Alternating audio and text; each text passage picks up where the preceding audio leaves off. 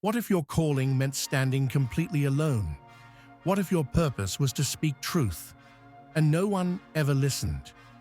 Jeremiah was known as the weeping prophet, not because he was weak, but because he felt everything deeply.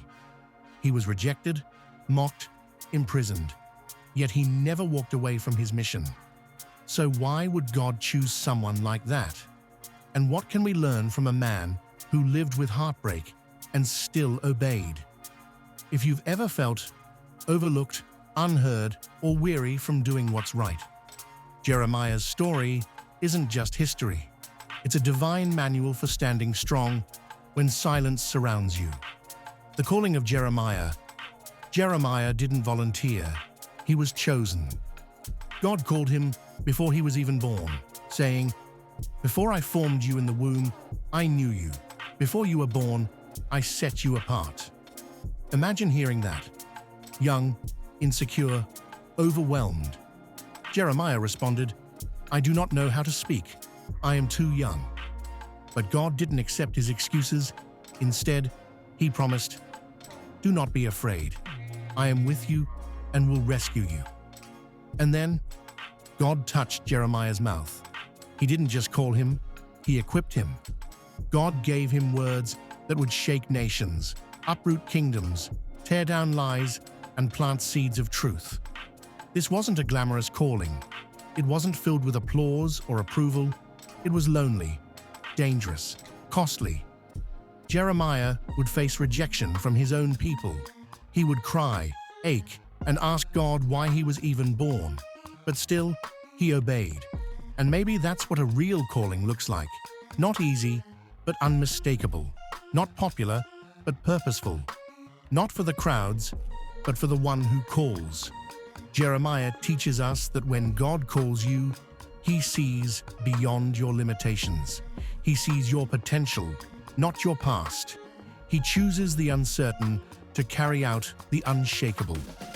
Rejection and loneliness. Jeremiah's obedience didn't earn him applause, it earned him enemies. His message wasn't popular. He called out kings, priests, and entire cities. And in return, he was beaten, mocked, imprisoned, and nearly killed. Imagine standing in front of your nation, pleading for them to return to God, only to be laughed at. For decades, he was known as the weeping prophet, not just because he wept for others, but because he lived with a broken heart. Rejected by his own people. Forbidden to marry. Living in constant sorrow. He often cried out to God, "Why is my pain unending? Why do I suffer without healing?" Have you ever felt that way? Like your purpose is costing you too much? Jeremiah teaches us something powerful. Faithfulness doesn't always feel rewarding in the moment. Sometimes, obedience feels like isolation. And often those who carry God's message carry deep wounds too. But God sees every tear, every step, every sacrifice. And what looks like rejection from man is often protection from God. Loneliness didn't disqualify Jeremiah. It shaped him. It purified his voice. It deepened his trust. And through it all, God never left his side. If you've ever felt abandoned, doing what's right, you're not alone. You're walking the path of prophets. Faithfulness in fire. Jeremiah could have walked away, after the threats, after the prison, after the ridicule. Anyone else might have said, "I've done enough," but he didn't. Even when his heart broke, even when his prayers felt unanswered, Jeremiah kept speaking truth, because the word of God was like a fire shut up in his bones. He said, "If I say, I will not mention him or speak any more in his name, his word is in my heart like a fire. I am weary of holding it in." That's not just faith, that's fire-fed faith. Jeremiah knew that obedience wasn't about outcome, it was about alignment. He wasn't preaching for applause. He was living in obedience to a holy calling. He spoke when it hurt. He stayed when it cost him. He didn't bend under pressure. He burned with purpose.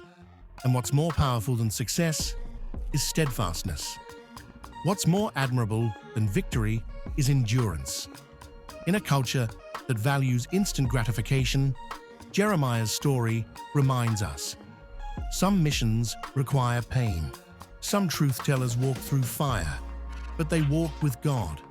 Faithfulness doesn't always look like fruitfulness, but it always matters. Because heaven doesn't measure popularity, it honors perseverance and fire-tested faith. Legacy and application. Jeremiah never saw revival in his lifetime, but his words still echo through history, comforting the broken, challenging the proud, and reminding the faithful that God sees and remembers.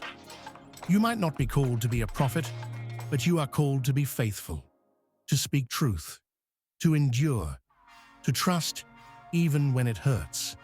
Because, like Jeremiah, your obedience matters. Even when no one's clapping, your tears are not wasted. Your fire is not forgotten. So when it's hard, remember this. God doesn't need crowds to do something eternal. He just needs one heart that won't quit, like Jeremiah. And like yours, ask him today,